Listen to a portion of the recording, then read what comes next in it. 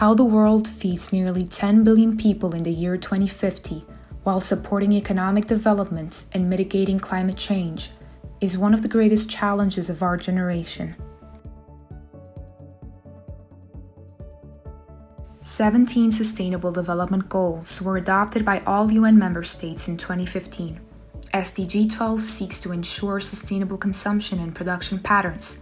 Target 12.3 calls for reducing food loss and waste in half by 2030. In this video, we will analyze some interventions designed to accelerate and spread adoption of measures that can reduce food loss and waste.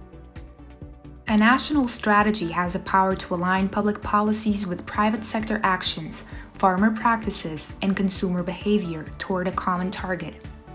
The few countries that appear to be making significant progress on tackling food loss and waste, like the United Kingdom, the Netherlands, and Germany, have national strategies in place. If Target 12.3 is to be met, more nations will need to create national food loss and waste reduction strategies that will need to be accompanied by adequate financing and political support. This initiative is a voluntary private sector effort in which at least 10 of the world's largest food retailers and food providers commit to the Target Measure Act approach themselves, and then each engages at least 20 of its priority suppliers to do the same, with a shared goal of cutting in half their food loss and waste by 2030. Too few companies have yet internalized SDG 12.3 relative to the scale of the challenge, and this approach could make it in a supplier's interest to take food loss and waste reduction seriously. The hotspots are not the retail store or manufacturing facility, but rather production before that, such as on-farm, in storage, or during handling.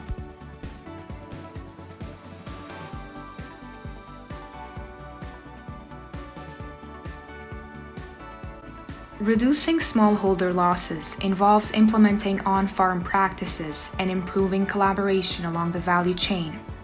Smallholders can benefit both from on-farm use of technologies and practices that reduce food loss and from loss reductions downstream from the farm.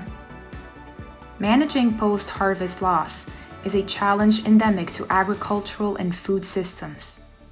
For consumers to benefit, produce must be harvested, stored, transported, and processed within systems that may operate over several months and considerable distances. Without appropriate care and attention, losses both on the farm and beyond the farm gate can be high. Post-harvest loss can be reduced through actions such as growing produce with an extended shelf life and therefore a longer sales window, finding new market outlets, introducing value-added products, and producing other crops for which there is market demand.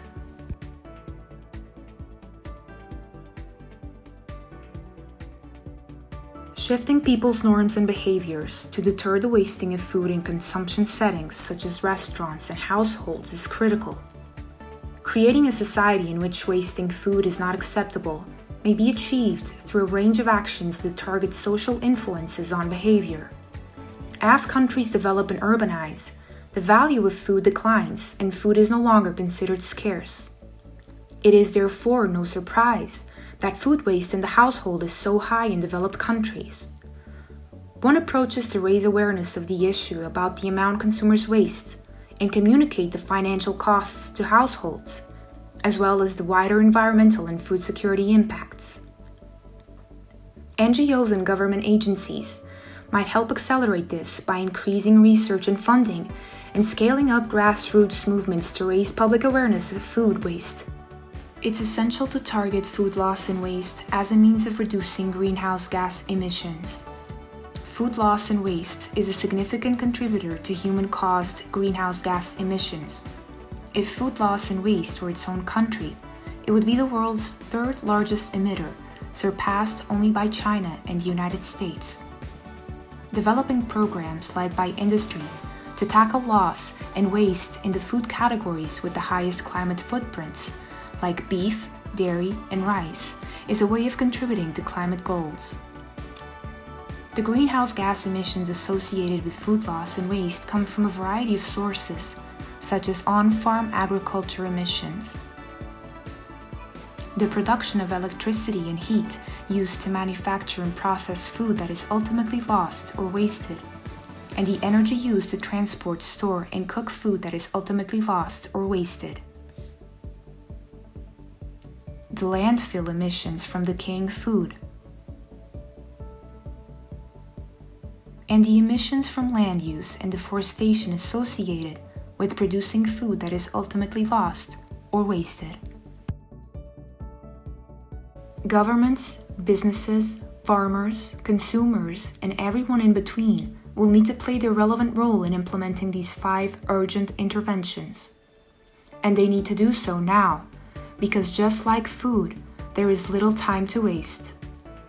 There is power in every decision we make. So let's make a difference.